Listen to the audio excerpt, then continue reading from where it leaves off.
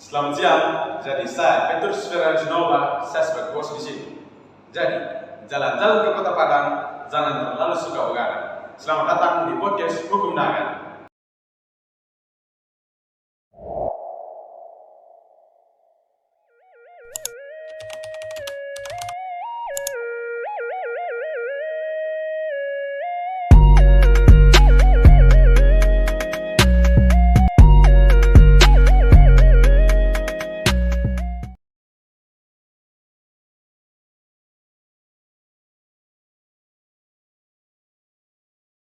Jadi, pada podcast kali ini kami akan membahas tentang materi tentang hukum dagang yang sudah sebelumnya kami pelajari. Jadi sebelum memulai podcast kami, jadi saya akan memperkenalkan beberapa bintang tamu yang ada di sini. Dimulai dari sekali. Saya Christopher Silian Bernai. Saya Pemulung Susung. Saya Maria Sunyanti juga. Saya Hussein Hasan. Saya Desiree Siga. Dan saya Desmond Elena. Ya baik, sedikit perkenalan dari teman-teman bintang tamu. Jadi berbicara tentang hukum dagang itu pasti berbicara tentang sebuah pekerjaan atau sesuatu yang bersangkutan dengan jual beli. Di mana jual beli itu dilindungi oleh berdasarkan oleh sebuah ini badan-badan tertentu. Di mana badan tertentu ini yang seperti kita kenal yaitu perusahaan. Jadi mungkin ada tanggapan dari sedikit teman-teman tentang pengertian perusahaan dan pekerjaan itu sendiri atau unsur dari perusahaan itu sendiri. Mungkin dari Bung Rory harus sedikit tanggapan tentang pengertian perusahaan. Baik, terkait dengan pengertian pekerjaan, di sini sedikit saya menjelaskan terkait pengertian pekerjaan. Yang dimana pekerjaan itu berasal dari kata kerja yang berarti melakukan sesuatu. Nah, dapat disimpulkan bahwa pekerjaan merupakan suatu aktivitas atau pekerjaan yang dapat menghasilkan sesuatu yang bernilai dan bermanfaat bagi diri sendiri ataupun bermanfaat bagi orang lain. Lalu apa sih pengertian ada yang namanya badan-badan tertentu yang kita tahu seperti perusahaan yang mengatur tentang pekerjaan itu sendiri. Jadi apa sih pengertian perusahaan menurut saudara Sonia? Jadi baik berbicara mengenai pengertian perusahaan. Jadi perusahaan merupakan satu organisasi yang menjalankan kegiatan usahanya secara terus-menerus dengan tujuan memperoleh keuntungan. Ya, lalu setiap perusahaan itu dia memiliki yang namanya unsur. Jadi mungkin ada tanggapan sedikit tentang apa sih unsur dari perusahaan? Baik, sedikit tanggapan dari saya terkait dengan unsur dalam perusahaan, yaitu seperti badan usaha. Dalam badan usaha ini ada dua bagian juga, yaitu badan usaha yang merupakan badan hukum dan badan usaha yang merupakan bukan badan hukum. Yang kedua itu kegiatan dalam perekonomian, dan yang ketiga itu bersifat terus-menerus, bersifat tetap, tindak lanjut, dan yang terakhir itu laba atau keuntungan. Ya baik, terima kasih dari Bung Rory. Jadi kalau namanya perusahaan itu pasti setiap hal itu diatur dalam dokumen baik tertulis dan tidak tertulis. Jadi menurut teman-teman apa sih dari pengertian dari dokumen perusahaan itu sendiri? Jadi baik dokumen perusahaan merupakan satu data yang diperlukan oleh perusahaan itu sendiri, yang mana jenis-jenis dokumen perusahaan itu terbagi atas dua. Yang pertama itu dokumen keuangan yang dibagi lagi, yang pertama itu catatan, yang kedua bukti pembukuan, yang ketiga itu data penduduk administrasi keuangan, yang kedua dokumen perusahaan lainnya yang memuat tentang setiap tulisan yang berisi keterangan yang mempunyai nilai guna bagi perusahaan itu sendiri.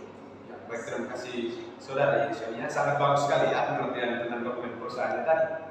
Lalu setiap pengertian dokumen perusahaan itu ada yang seperti yang saya tahu itu ada sebutan tentang surat berharga.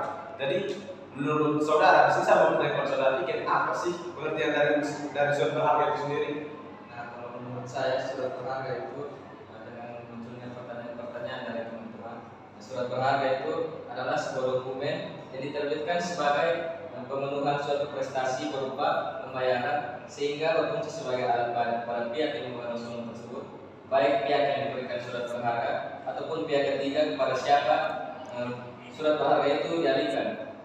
Ada beberapa contoh surat berharga yang diatur dalam kitab undang-undang hukum dagang.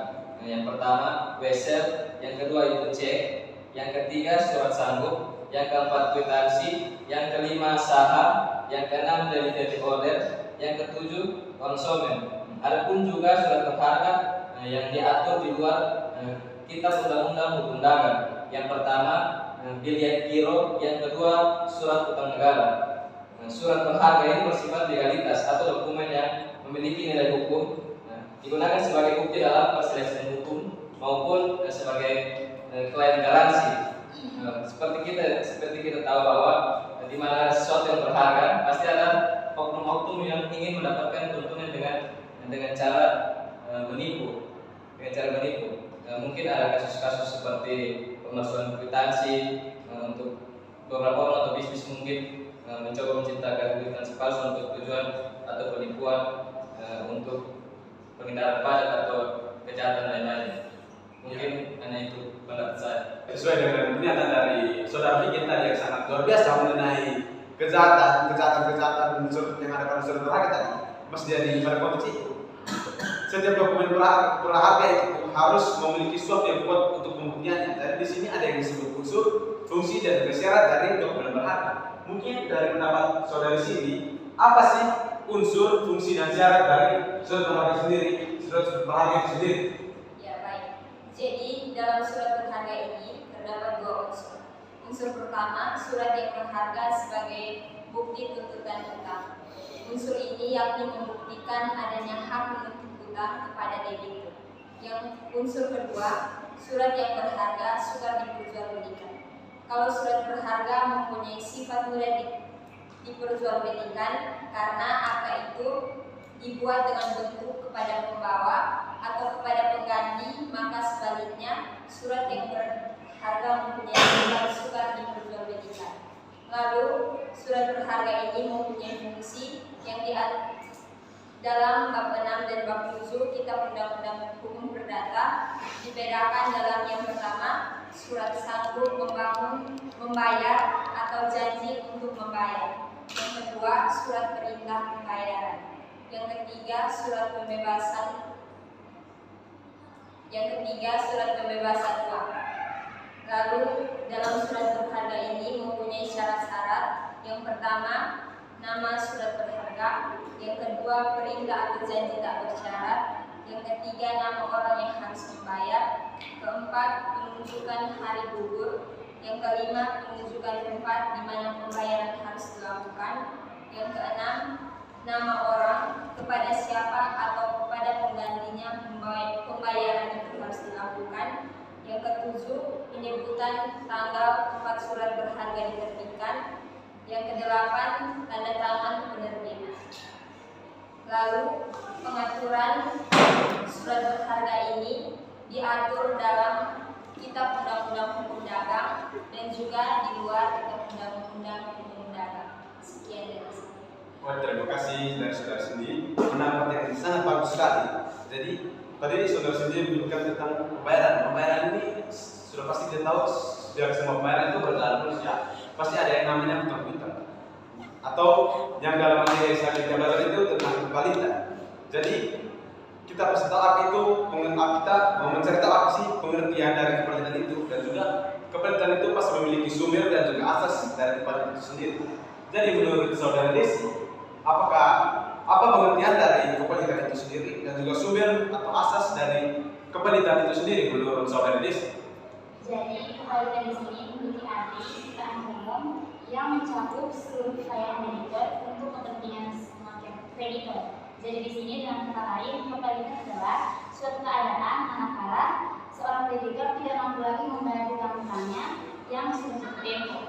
Jadi dalam kepalitan itu ada sumber-sumber hukum. Ada 4 sumber hukum. Jadi yang pertama itu Kitab Undang-Undang Hukum Perdata pasal 1131, pasal 1132, pasal 1133 dan pasal 1134. Yang kedua itu ada Kalismen Verordeni. Yang ketiga ada Peraturan Pemerintahan Pengganti Undang-Undang Nomor 1 Tahun 1998. Yang keempat ada Undang-Undang Republik Indonesia Nomor 37 Tahun 2004 tentang kepalitan dan penundaan kewajiban pembayaran utang. Nah, jadi setelah sumber-sumber hukum dalam kepalitan itu ada juga asas-asas dalam hukum kepalitan. Yang pertama itu ada asas keseimbangan, asas kelangsungan usaha, asas keadilan dan juga asas integrasi. Ya, pendapat yang sangat luar biasa sekali dari teman Desya, sama luar biasa yang pendapat dari teman sebelumnya. Jadi berbicara tentang kepalitan itu pasti berbicara tentang hutang piutang. Jadi pasti ada syarat antara debitur dan juga kreditor mengenai hutang piutang itu tadi. Jadi apa sih syarat dan penundaan pembayaran hutang antara kreditor dan debitur menurut Muhammad? Baik, mengenai syarat untuk mengajukan permohonan kepalitan diatur dalam pasal 2 ayat 1 Undang-Undang Kepalitan dan PKPU yang berbunyi, debitur yang mempunyai 2 atau lebih kreditor dan tidak membayar setidaknya satu hutang yang telah jatuh tempo dinyatakan pailit dengan putusan pengadilan, baik permohonannya sendiri maupun atas permohonan satu atau lebih kreditor. Dalam pasal 2 ayat 2 Peraturan Pemerintah Nomor 17 Tahun 2000 tentang permohonan pailit untuk kepentingan umum disebutkan bahwa kejaksaan dapat mengajukan permohonan pailit dengan alasan kepentingan umum apabila yang pertama, debitur mempunyai 2 atau lebih kreditor dan tidak membayar setidaknya satu utang yang telah jatuh tempo dan dapat ditagih. Yang kedua, tidak ada pihak yang mengajukan permohonan pailit.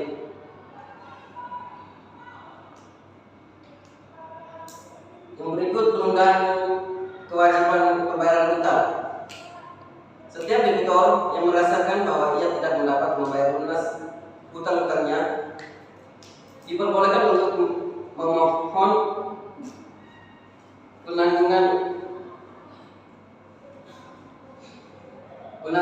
pembayaran. Pada hakikatnya PKPU berbeda dengan kepalitan. Penundaan yang dimaksud tidak berdasarkan pada keadaan ketika debitor tidak mampu membayar hutangnya dan juga tidak bertujuan dilakukan pemberesan. PKPU tidak dimaksudkan untuk kepentingan debitor saja, tetapi juga untuk kepentingan kreditor. Sekian. Pendapat yang luar biasa ya dari teman Husin.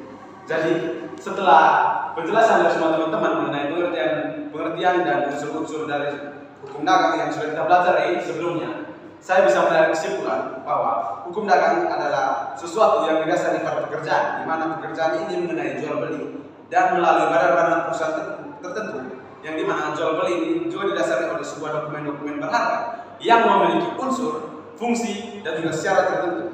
Juga adanya yang disebut kepalitan dalam sebuah hukum dagang atau dalam jual beli, di mana kepalitan ini juga mengandung yang namanya unsur dan juga yang mengatur tentang hutang piutang. Jadi sekian podcast kami kali ini. Terima kasih telah menonton.